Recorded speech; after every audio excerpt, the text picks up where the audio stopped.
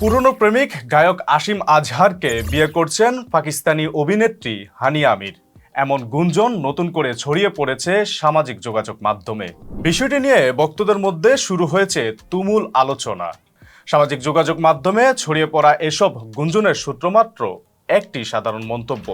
সম্প্রতি হানিয়া আমিরের একটি ইনস্টাগ্রাম পোস্টে এক ভক্ত মন্তব্য করেন, তোমার বিয়ের গুঞ্জন শুনছি। এর জবাবে হানিয়া আমির লিখেছেন, আমিও শুনছি। এই ছোট্ট জবাবেই নতুন করে আগুনে ঘি ঢেলে দিয়েছে।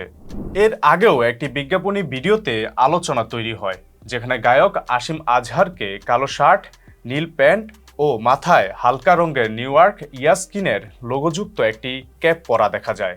ভিডিওটি প্রকাশের পর থেকেই তাদের সম্পর্ক নিয়ে জল্পনা আবারও জোরালো হয়। হানিয়া আমির ও আসিম আজহারের সম্পর্ক শুরু হয়েছিল 2018 সালের দিকে। 2019 সালে তাদের সম্পর্ক প্রকাশ্যে আসে, তবে 2020 সালে সেই প্রেম ভেঙে যাওয়ার খবর নিশ্চিত করেন দুজনেই। এরপর আলাদা পথেই এগিয়ে যান তারা। তবে সম্প্রতি বিভিন্ন পোস্ট, মন্তব্য ও উপস্থিতি দেখে অনেকেই ধারণা করছেন পুরনো সেই সম্পর্ক আবারও জোড়া লাগতে পারে। যদিও বিয়ে নিয়ে সরাসরি কোনো ঘোষণা দেননি হানিয়া আমির কিংবা আসিম আজহার, সবকিছুই এখনো গুঞ্জনের মধ্যেই সীমাবদ্ধ।